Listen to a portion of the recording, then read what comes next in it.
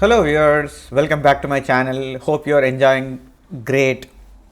If you haven't subscribed to my channel yet, please go ahead and subscribe.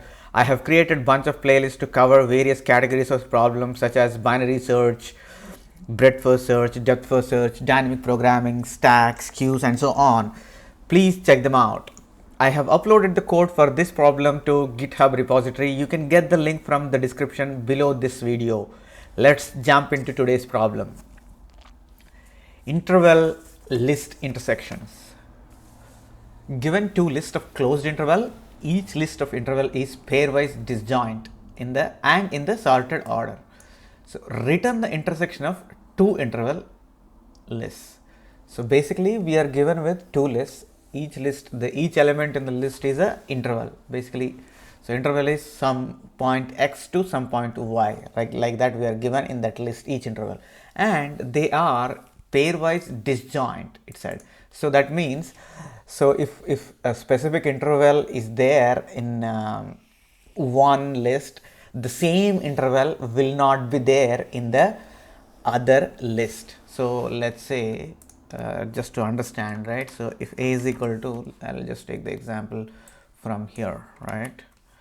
The example one we will look at, and so 0 2 is there, right? So pairwise disjoint is something like this. So this kind of situation is not there. Basically the same interval will not be there exactly, right? So there can be something like 0 to 3. This is possible, but 0 to 2 exactly will not be there. That's what pairwise disjoint means. Okay, so 0 to 3 can be possible, or 0 to 1 is possible. These two are pairwise disjoint, right? 0 2 is there, 0 2 exactly is not there, 0 1 is there. So this is possible, this is right. But if you have 0 2, right, this is a wrong input as per the definition. So let's say we knock this off from the input, and that is our input. Okay, and that's one. And in sorted order, so in sorted order means whatever the interval that we got, they are sorted order, right? And one more pairwise disjoint is, it is like this also. So basically, so 0 to 2 is there, right, and 5 to 10 is there. So something like, okay, now so there is nothing like 1 to 6. So this is also not there in our input. So this is also pairwise, this is not a pairwise disjoint input. Okay, so it can be taken in this way also, and these are sorted order. So this situation is also not there in our example. So they are all distinct disjoint intervals. Okay, and they are all in sorted order. If you look at it, right, 0 2 5 10 13 23 24 25, so they are all in sorted order, right? So that those are given, and now we need to return the intersection of these intervals. So the closed interval is nothing but the two endpoints, in this case 0 and 2. So both are inclusive basically. So closed interval is always, they are inclusive. So if another interval supposed to be like in this, let's say b, right, if it were to start with 2, let's say, right, if it were to start with 2, so there is 2 here and there is 2 here. So that means there is some overlap between a and b here. So that is what closed interval is. Okay, so if something like this, right, 3 5, so there is no overlap in here. Okay, in that way, in that case, yeah, so there is no overlap. So that even though they are closed interval, there are no overlap. But if the numbers match like 2 and 2, we still have to consider them as some overlap. So that is what is a closed interval. A closed interval AB with A is less than or equal to B denotes that set of real numbers X with A is less than or equal to X is less than or equal to B. So that's what it is. So for example, the intersection of 1 4 and 1 3 and 2 4 is 2 3. So this is what the closed interval concept is, right? So let's move back to our original example. So 1 5, right? So there are several intervals that are given as part of the two lists, right? And they are all closed intervals as per the definition. And two more points that are given are pairwise disjoint as well as sorted order. So we need to use that information in order to solve this particular problem. Okay, so what you can think of is, so there can be overlap between the two intervals, or they cannot be overlap between the two intervals. But what are the cases when there is an overlap? and what are the cases then there are no overlap. So there could be 4 different cases for overlapping, and there are 2 different cases for no overlapping. So we will be looking at these 6 different cases now. Okay, so we will take an example of like simple interval, like one interval in each array. So even though A has, like in our example, 4 intervals and B also have 4 intervals in sorted order, right? So just to start with, we will have like 2 intervals, one in each array, and we'll try to work out, right?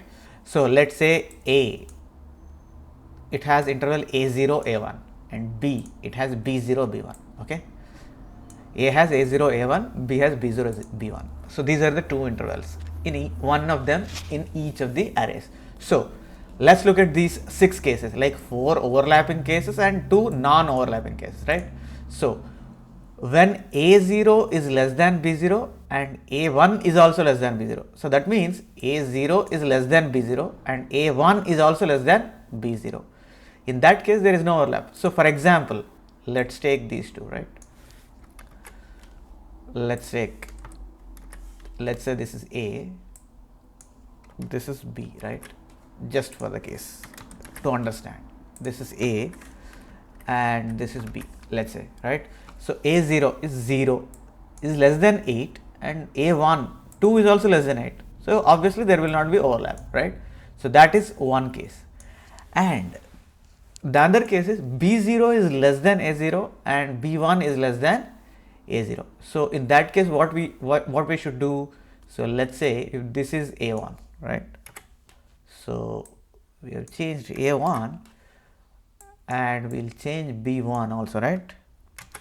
Just to understand this. So the second case, okay?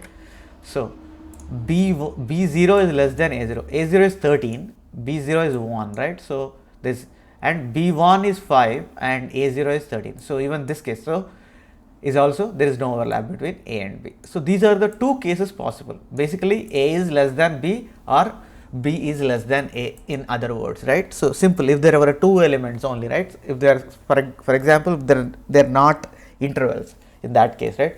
A is completely less than B or B is completely less than A. So then we will say there is no overlap. So these are the 2 cases for no overlap, right?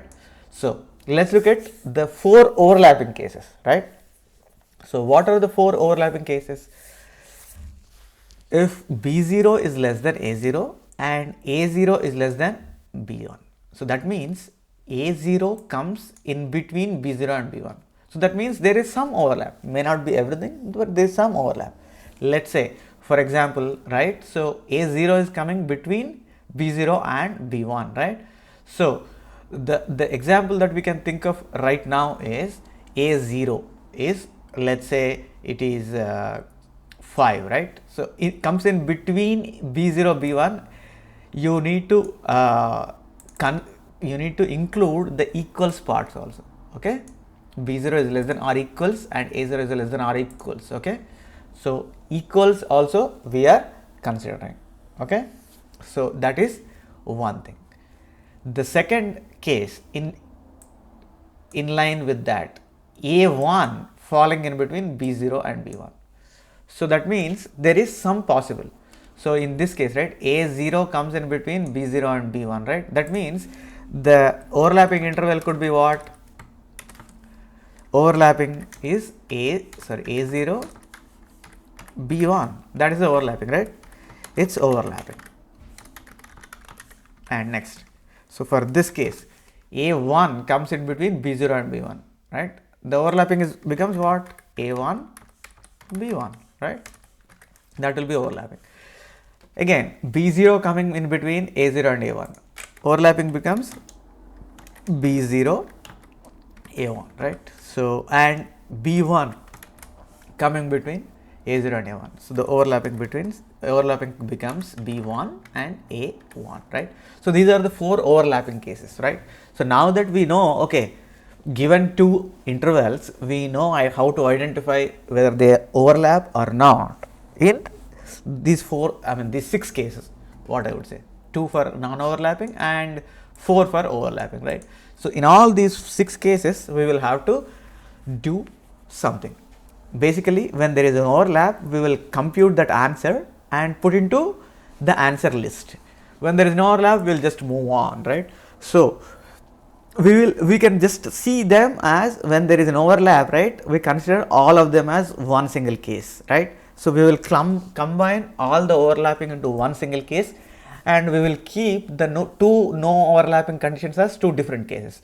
So if we do that, the total number of cases from 6, it will become 3. So this is one case, this is case 1, we would say, and this is case 2, and all overlapping is case 3, right? So we will just say all of the overlapping are case 3. That is how we are going to proceed with the problem. So now that we have some idea about how to calculate the overlapping intervals by putting into these 6 possibilities, right? And we have said there will be 3 different cases that we are going to put into, right? So since A has multiple intervals, right? So that is what, like in the example 1, there are 4 intervals, and in example for B there are 4 intervals. So we need to work out the similar thing, these 2 steps we need to work out for each interval in A and each interval in B, right? So we take an interval from A and try to work out, right? And go through each interval in A and try to work out with all the intervals in B, right? So that is how we are going to do in our first approach. So that's what I have listed here. Take an interval from A and do the above workout, right, with the intervals in B. Finally, if they see any overlap, right, in all these 4 cases, if it falls into these 4 cases, right, you will compute the overlap and throw it into the answer list. And finally, once you exhaust, right, you will be returning the answer list, right? So that's one approach. So I have another approach right here. We will come back to this approach once we look at this code, okay? So let's go ahead and look at the code for the first approach, right? So here we are saying is get the lengths of A and B and declare the answer list, right? So this is the answer list where we are returning the integer array, right? So we will go through for I is equal to 0, I is less than m, I plus plus, for j is equal to 0, j less than n, j plus plus. So just like I have a0, a1, b0, b1, right?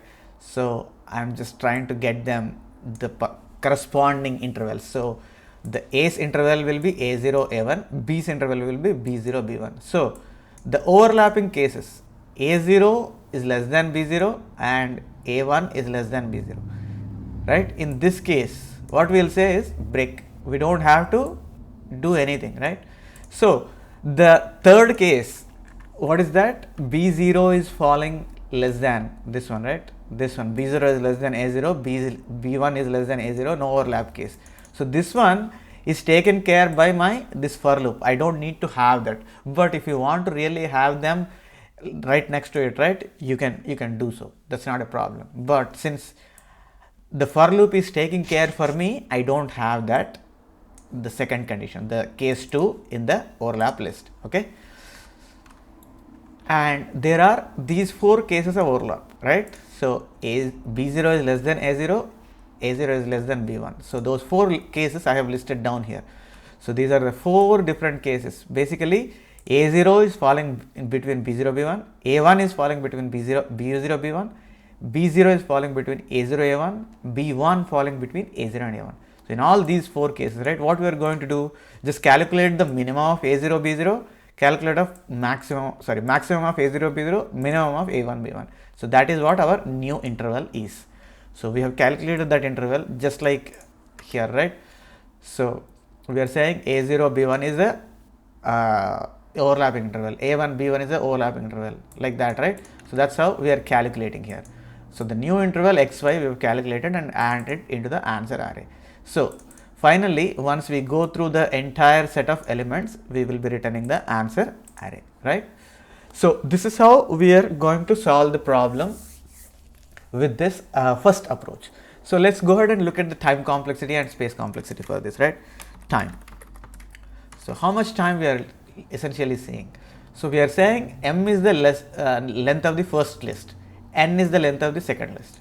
We are going through first list and second list This is m times and this is n times. So simply the order, the time complexity will be order of m into n, right?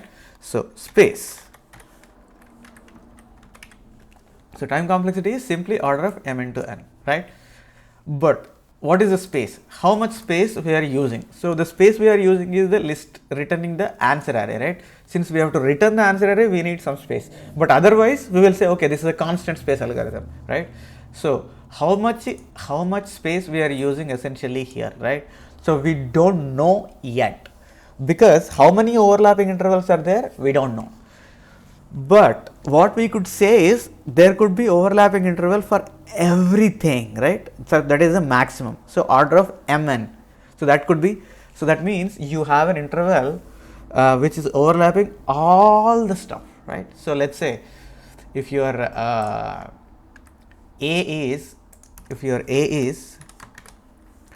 1 to 100, let's say, right? And if your B is something like this, right?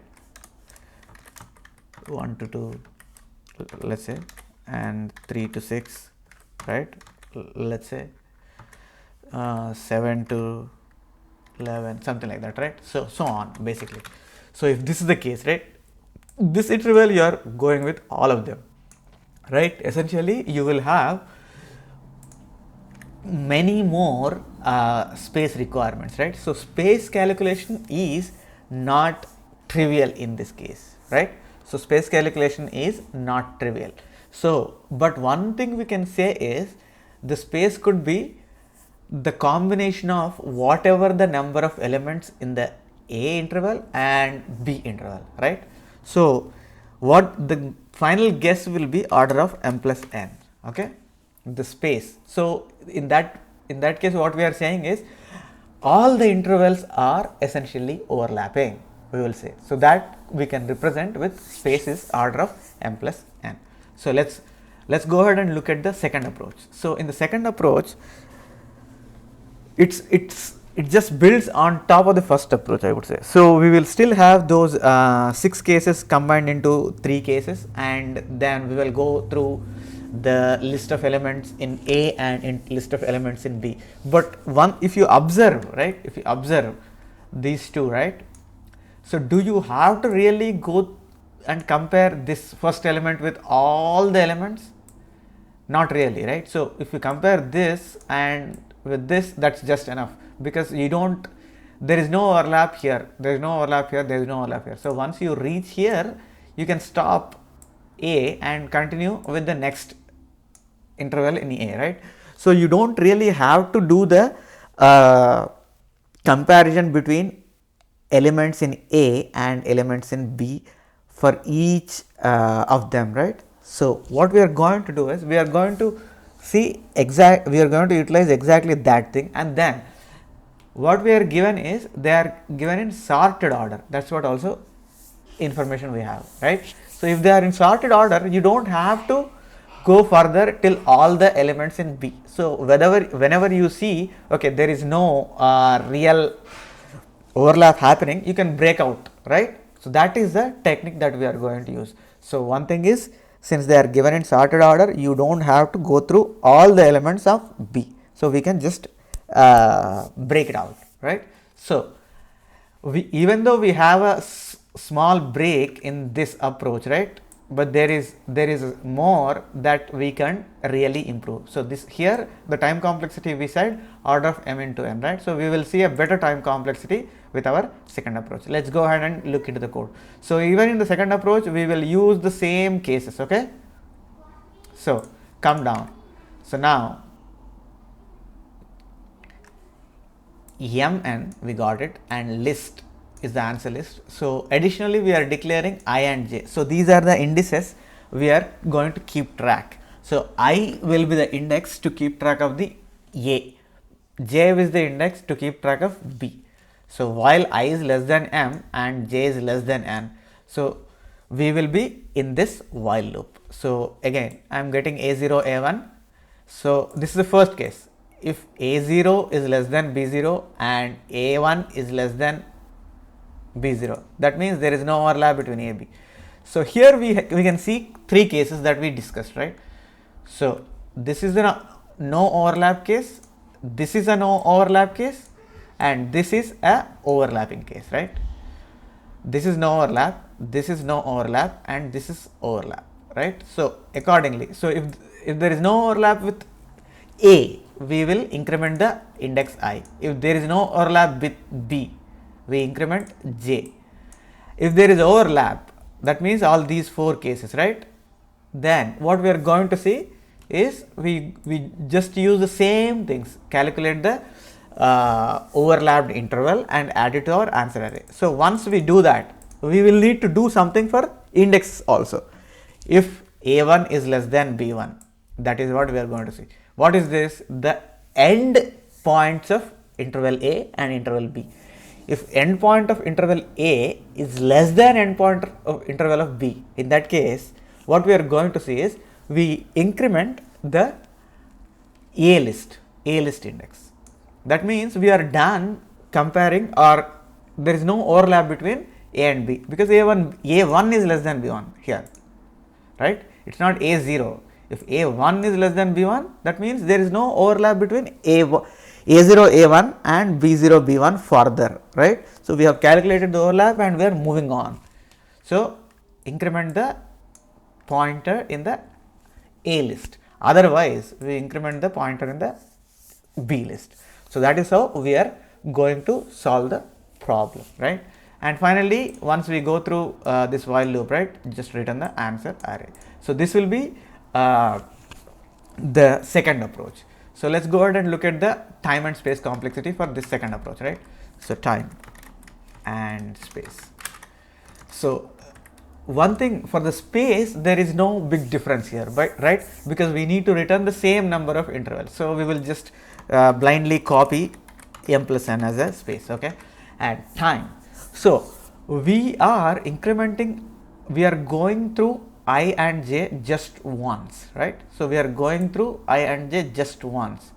So all we are trying to do is manipulating the I and j pointers, the indices, right? So in this while loop, we are going through the entire list of A once, and we are going through the entire list of B once. So what is the time for going through the entire list of A?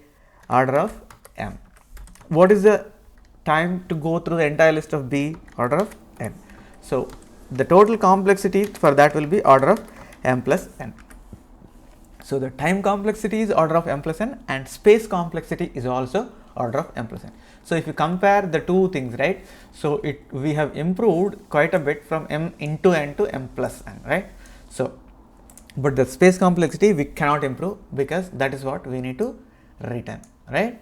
So returning the elements, there will not be any change. That's why there is no change in the space complexity, but we were able to improve the time complexity. So that is how we are going to, we have solved the problem. If you have still further any questions, right, please post them in the comment section below the video. I have posted this code to the GitHub repository in couple of languages, C# and Java. You can find the links in the description below the video. If you haven't subscribed to my channel yet, please go ahead and subscribe and share among your friends. Please click on the bell icon so that you will be notified about my future videos. Thank you for watching.